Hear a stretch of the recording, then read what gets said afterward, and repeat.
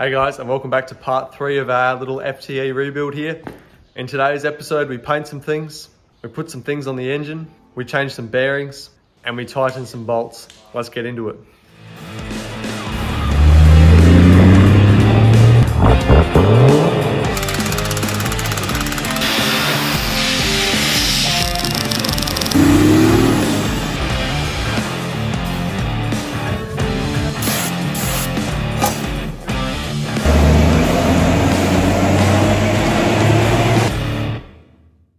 Alright guys, so in the first minute and a half of this little video, we're just gonna get some real small stuff done, like the thermostat, the oil cooler, just to get that stuff out the way and show how I put all that together nice and neatly.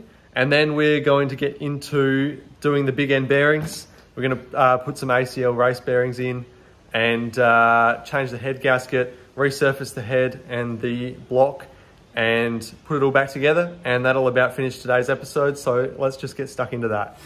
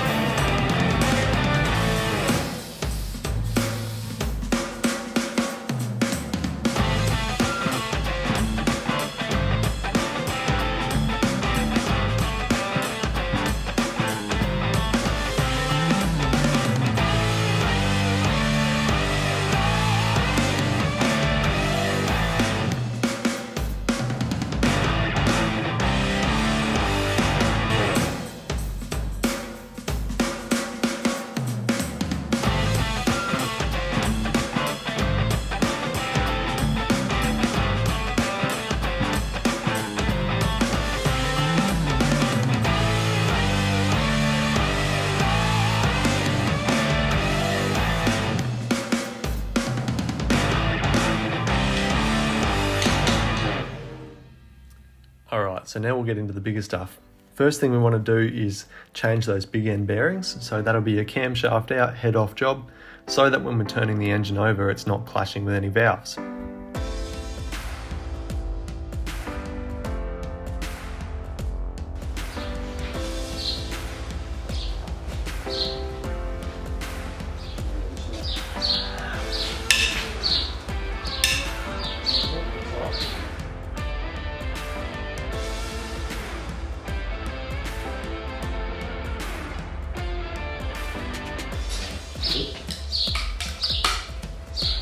Yep, hose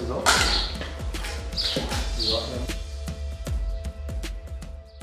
In a true rebuild project, I'd be dropping these pistons out, probably honing the bore, having it all, washed and cleaned up properly. But because this engine didn't have heaps of Ks on it, the bores were actually in really good condition, and so were the pistons. And the fact is, the pistons weren't what failed on the last engine, so I know they can take a beating. So we're just going to keep them in there for now, resurface the head and block eventually, new head gasket, and put it back together. But for now, let's go and have a look at those big end bearings. So for these big ends, you want to take the cap off, pop the bearing out of the cap and the piston side.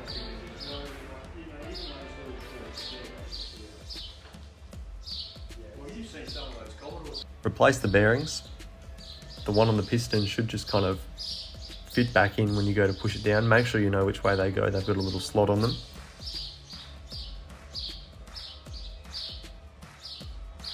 Assembly lube between the crankshaft and the bearings.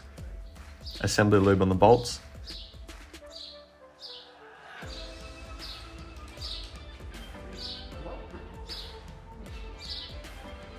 And then tighten the 2 cap bolts down evenly to 27 foot-pound plus 90 degrees.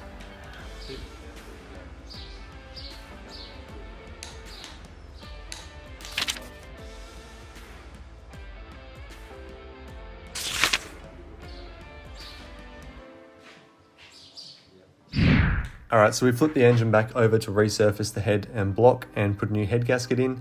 Now obviously in most situations you would want to machine the head and block so you had a perfectly new flat surface to put the head gasket in, especially if the head or block had for whatever reason gotten hot one day and warped.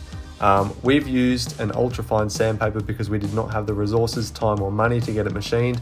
This will not do the same as machining, but it will knock the carbon off and create a new flat surface to put a head gasket in.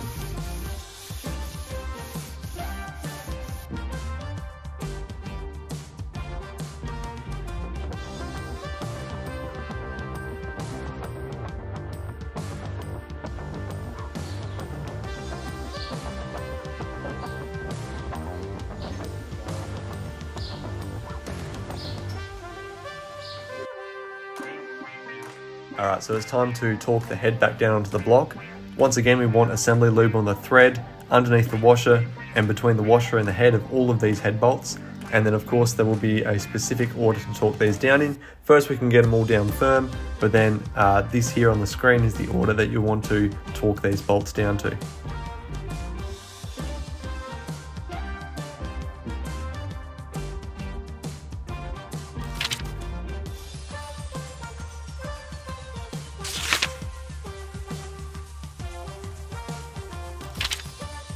So just in case you missed that quick manual check, all the bolts are tightened to 51 foot-pound, and then an additional 90 degrees, and then an additional 90 degrees. And make sure you're always torquing them in that same order we showed earlier.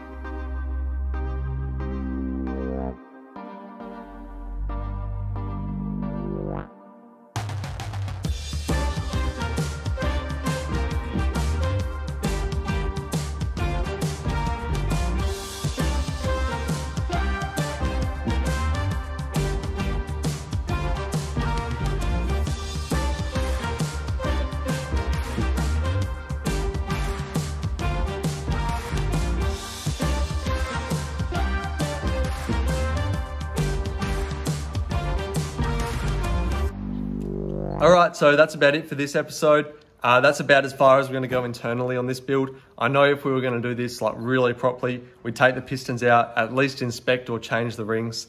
But it's a pretty young engine. Everything was in really good condition, ball and piston wise. So we're just going to leave it at that for this one. Tune back in next week. We'll look at timing the engine and some fuel components, starting to put some injectors and stuff back in, which is where it gets really exciting. And yeah, so thanks so much for watching. I'll see you guys next week.